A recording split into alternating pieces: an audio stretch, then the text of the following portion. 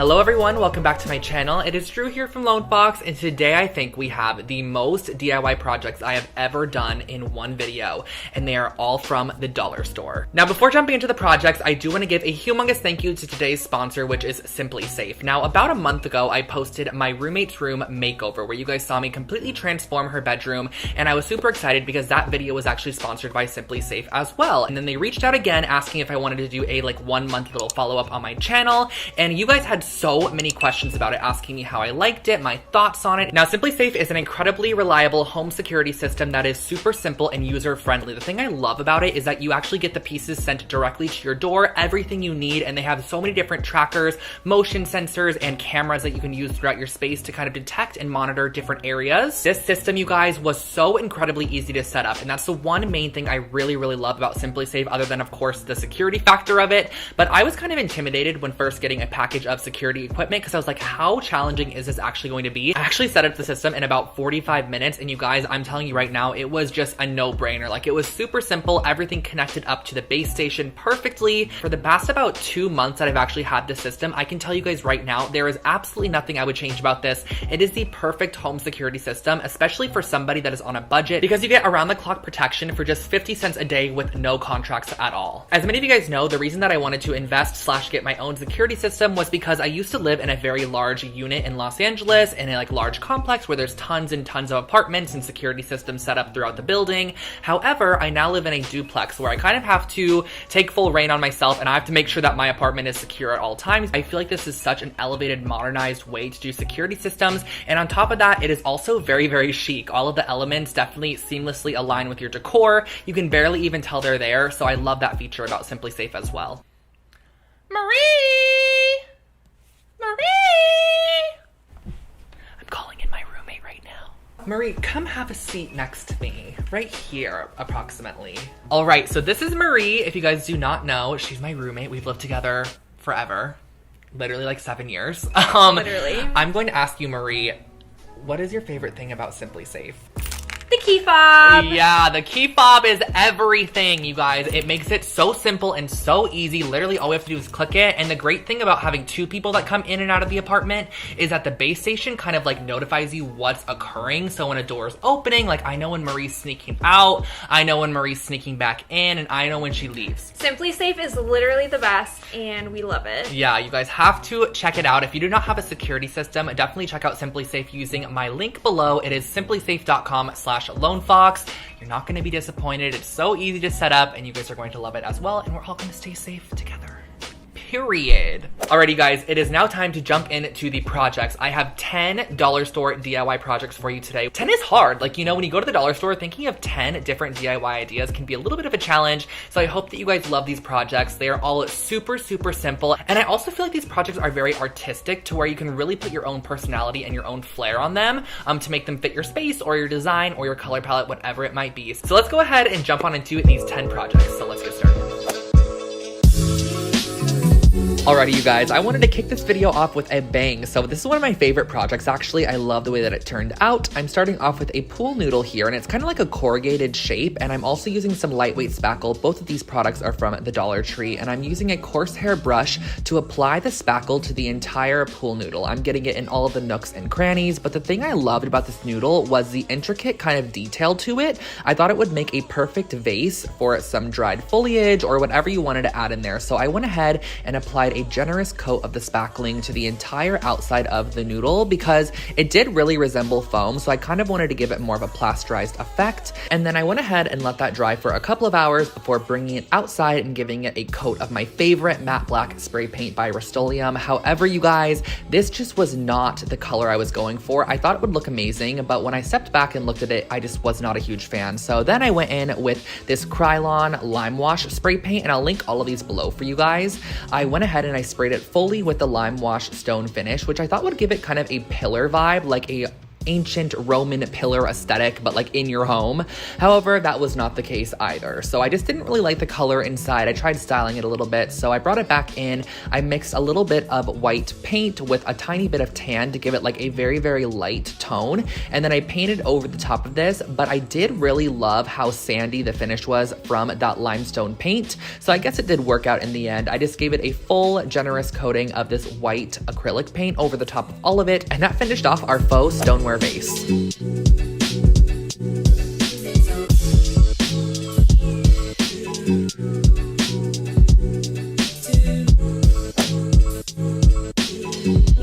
For project number 2, I actually drew inspiration from this bowl that my friend James has in his beautiful new home. I love the way this bowl looks. It's so stunning and organic, so I figured let's create it with a ceramic bowl from the dollar store and also some caulking. So basically what I did for this project was I filled the bowl with a generous amount of the caulking material. So I just pumped quite a bit of it on the inside, and then I'm using my finger to evenly distribute it all around the inside of the bowl. We're basically wanting to create a new texture. And also, guys, keep in mind, this is not a bowl I'm going to be eating out of or washing at all. It's more of a decorative object you can put on a shelf or a coffee table. So I went around, smoothed it around with my finger, and then I also kind of created this little swirly design because he has another bowl in his house, which I forgot to take a photo of, but it has a swirly detail in it, which I also loved. So I went ahead and used my finger to swirl to the top edge of the bowl and just give it a little bit more interest than what it had prior. So this is kind of creating a brand new texture.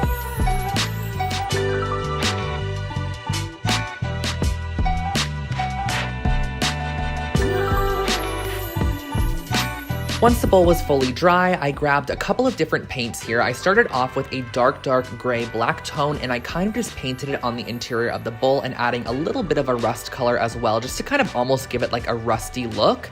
And next what I did was I mixed some white paint with a little bit of tan paint as well, similar to the first project, mixed that up. And I'm also going to be adding in baking soda. Now, my friend McKenna recently did this on her channel. I will link her video below, and I loved what she came up with. So I was like, I want to create a textured paint as well, and I went ahead and painted over the top of the first coat of color that we added. The key to creating like a distressed style bowl is to add tons and tons of layers of paint to achieve a nice kind of distressed look. So as you can see here, I'm going back with my finger and applying more. Now the baking soda and paint mixture is really nice because it gives it a sandy ceramic finish, which I love. So here you can see I'm adding like a little bit of a watercolor effect to it just to kind of give a wash of gray. I wish I did have brown paint. I was fully out of brown. I think that would have been a little bit more of a nice antique finish. However, I went back, added another coat of the white ceramic paint that I created with the baking soda, and honestly just layered it up over and over. And then as you can see, the outside of the bowl as well, I painted that with the ceramic finish paint. And adding baking soda to your paint when you paint ceramic objects like this is such an easy way to achieve a similar finish. And it's really easy and effortless. Just let it dry overnight and you're good to go.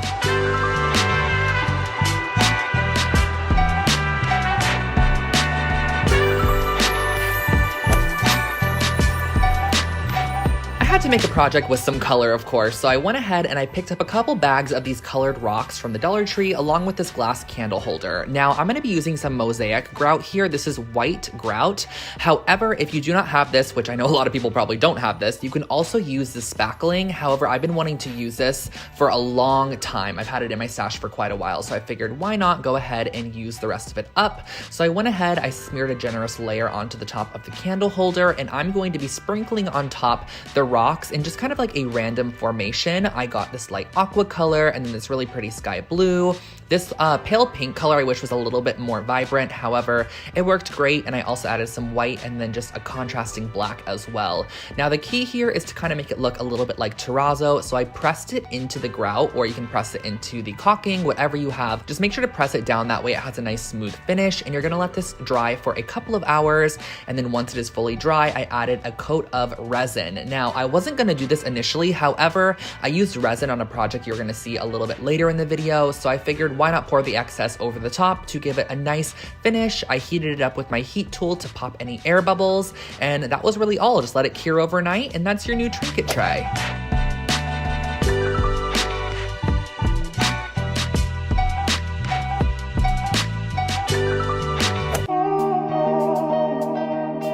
If you know me, you know that I love a good wall decor project, so I picked up some of these wooden beads alongside a couple of faux florals, and of course these wooden beads were just not in my favorite color palette. So I went ahead and I strung them on a string because I felt like this would just be so much easier to paint them on a continuous string, and I also did need to string them on a string for the project anyways, so I strung just a lot of them on a string essentially, so that's what we're doing here. I then went ahead and grabbed this spray paint here. It's in the color Matte Clamshell, which is a perfect in-between of like white and cream, and it's also matte, so I just love this tone. And I went ahead and sprayed the full strand of beads. Now, there's honestly not an easy way to paint these that I have found. If you guys have any ideas, please let me know in the comment section below. However, I just did about 5 coats continuously twisting them, and once they were fully dry, I went ahead and I tied around the string to a dowel here. This is just a 12-inch dowel, and also on the opposite side. So this is the start of our wall hanging here. It's just a really cute little beaded section, and then I also wanted to add the hanging portion, of course, so I went ahead and I wrapped a little bit of string on each of the sides and made sure that there was ample space above for hanging the piece on the wall. And I grabbed a couple of these sprigs of eucalyptus, which I used from a past dollar store project, and I had them in a drawer, so I pulled them out, glued them down to the top of the dowel, and the dowel here is just honestly going to be the supporting element that's going to support all of our florals. So I went ahead and I added a couple of those little sprigs of, I don't even know what this is, like a little bit of grass or something. And then I went in lastly with a little bit of decorative nautical rope, also from the Dollar Tree, and just wrapped it around the middle section because I felt like it just needed something there. It just wasn't fully finished. I glued off the tails on the back end, just let that cure for a couple of minutes, cut off your excess rope, and hang it on the wall. You're good to go.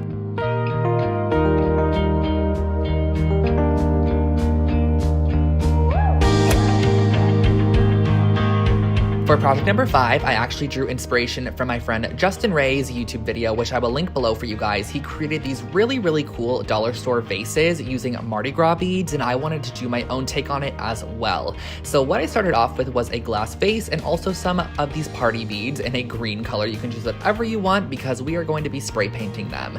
Now I'm going to be using my Gorilla Hot glue sticks, which are great for glass, and I'm going to be gluing the bead strand around the bottom half of this vase. Now the great thing about this as well is this is like a perfect technique to add texture to really anything. So not only can you do this on vases, you could do it on planters, you could do it on a tray, whatever you want to add like this really fun kind of bumpy rigid texture to, you could do it with these Mardi Gras beads, and they're really affordable, so it's a great way to add texture.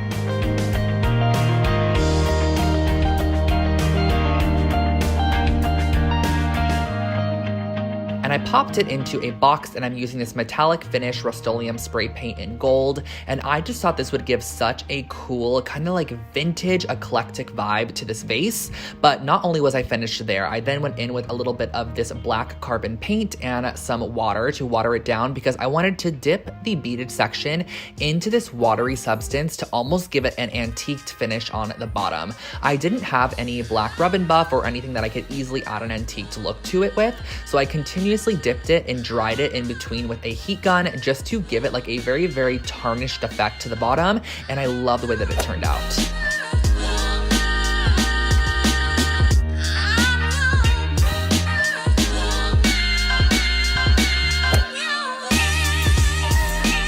A project that I get sent to me all the time that you guys recreate is a dollar store frame. So I figured let's go ahead and create another fun little dollar store frame. So I picked up a couple of the fall florals and I pulled them off of the stems because we are going to be giving these a nice coat of gold spray paint. This project is inspired by an Anthropologie frame set, which I also created an identical version of on my channel a while back. So just pull off all of the flowers that you want to use for your frame. I just pulled off extra so I had them, and then I placed them inside of a box here. This is my spray paint box. As you can see, it's been well loved. And I went ahead and used the same gold spray paint from the last project. Now, because these flowers are super lightweight, they are gonna fly around, but do not worry because you're not gonna need to get them fully coated in this stage. I just like to do this so I have a general idea of what they're gonna look like on the frame.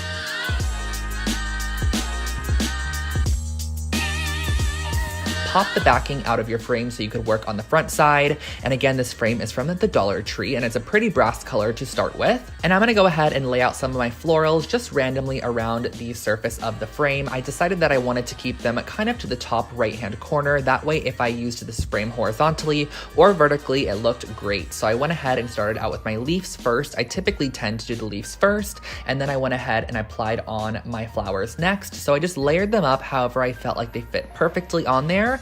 And you can add as many or as little as you would like. To the center of the flowers, I also plopped in a little bead here just because I had these on hand and I thought they would add a cute little element to the center of all of the flowers. And then you're gonna pop this back into your box and really give a generous coat of spray paint to the top of all of those florals. Let it dry and style it on a nightstand or a shelf.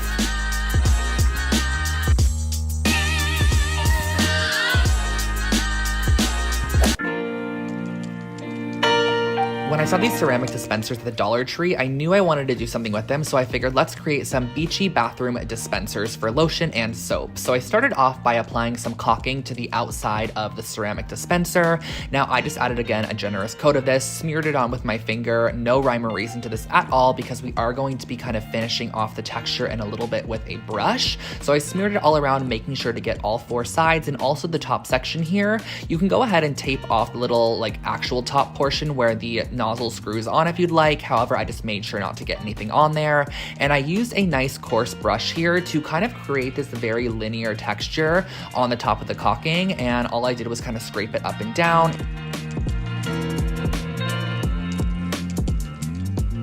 Now the next step is going to be applying sand. So I used this sand also from the Dollar Tree and I kind of poured it on the bottom third of the dispenser while the caulking was still wet. That way it had something to stick to, and I kind of tapped it around the bottom as well to make sure it was fully encapsulated across the bottom of the piece. Once that was fully dry, I whipped up another batch of our ceramic paint. So I used a little bit of white acrylic paint along with some baking soda. You're just gonna mix these together, and the more baking soda you add, the thicker the paint is going to be and the more clumpy the texture is. Here you can see I have a nice, smooth, almost frothy finish, which is the finish I typically like to go for. So I went ahead and painted the top section of these dispensers. Wherever the white caulking was, I went ahead and painted over the top of it just to give it a little bit more of a finished look, making sure not to smear it across to the sandy bottom.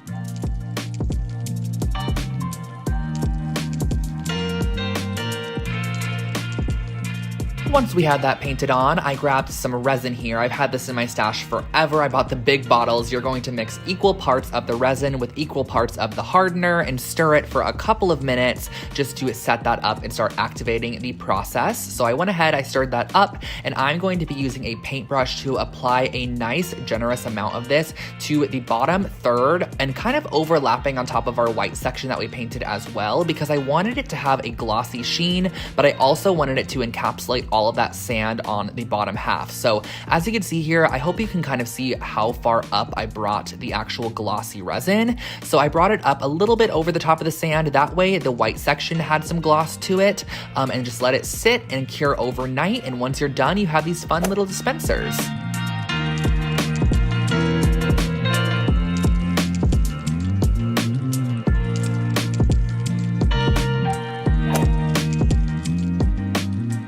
As many of you guys know, Halloween is approaching and the dollar store has so many Halloween inspired goodies. So I picked up this creepy cloth here and I want to turn it into a throw pillow. So I layered 2 packs of it together, and then I pulled a bit of canvas, which I'm going to go ahead and cut out a 16.5 by 10.5 inch square on. And those 1/2 inch sections are actually our seam allowance. So the pillow is going to end up being 16 inches long by 10 inches tall. And I used a ruler and pencil to mark this out on the canvas. And then I used some fabric scissors to cut out our canvas panel.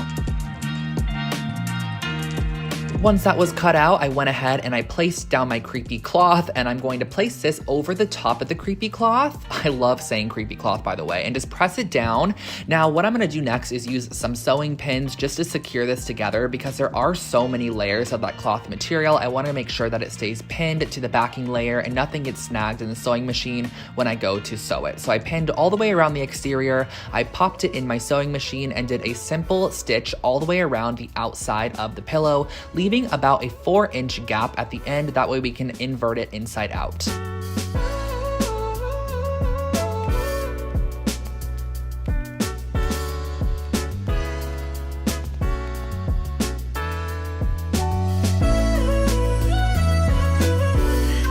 Once you finish sewing it, make sure to flip your pillow inside out. That way the raw edges are going to be on the inside and the pretty clean sewn edges are now going to be on the outside of the pillow. Here you can see what the front and the back of the pillow is going to look like. I ended up using some scrap polyfill from a project that I did quite a long time ago, so I filled up the pillow through that opening that we left with all of that polyfill, and then once that was fully stuffed, I went ahead and I kind of secured that opening shut with a couple of pins, and I ran it through my sewing machine as well just to secure that edge off. You can go ahead and hand sew it if you'd like to. However, I just did a simple stitch really close to the edge to finish off the pillow.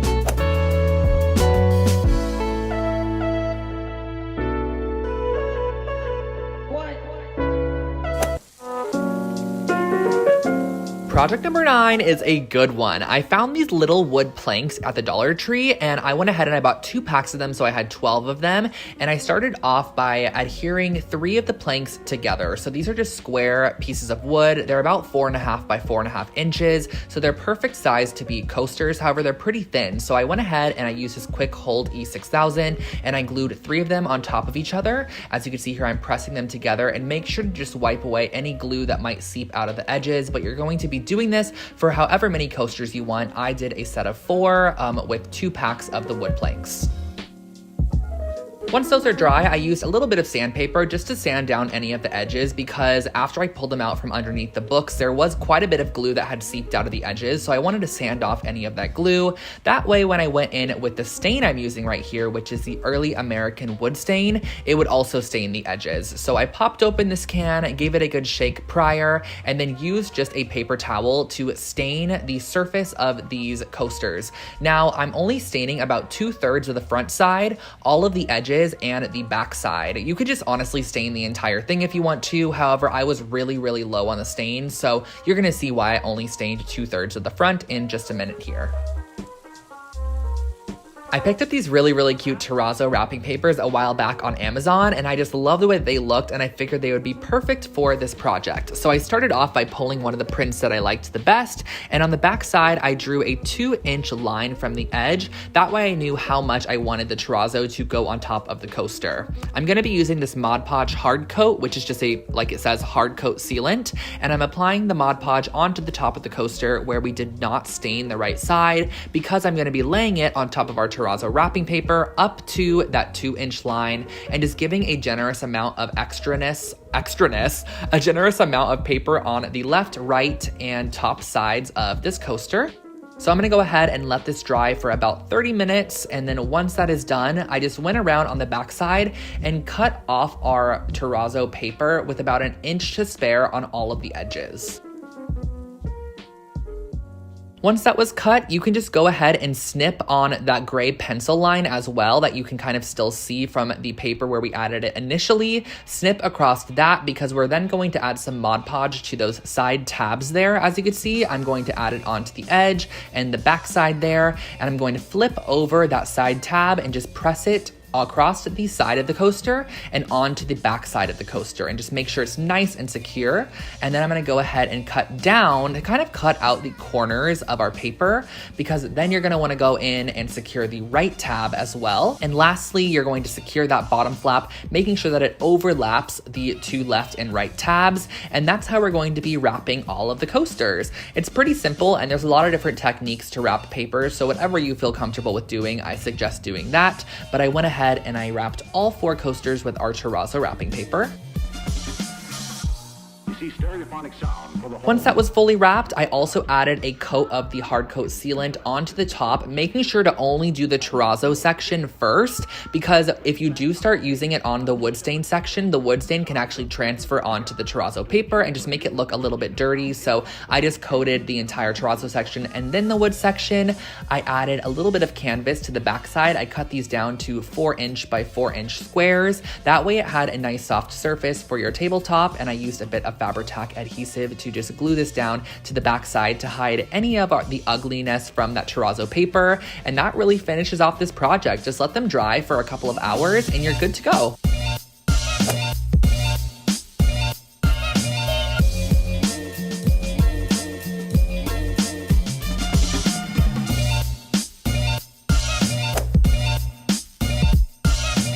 And you guys have made it to project number 10. We are starting out this project by filling up a pan with some water, putting it on the heat, and we are going to be melting down these pumpkin marshmallow candles. I got 2 of them from the 99-cent store. They literally look like Bath & Body Works candles, but they are not.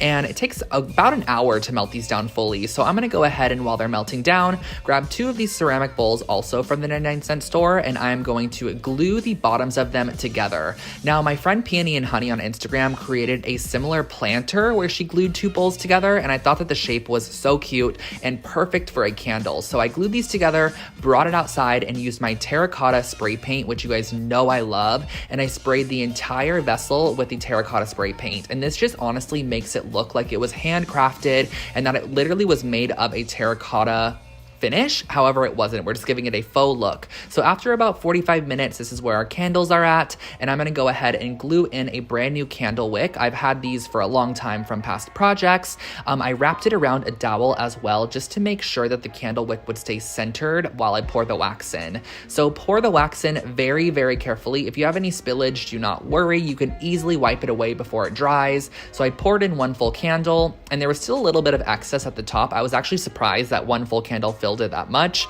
So I just filled it all the way up, let it sit for about an hour, and that is your new candle. It's so, so cute.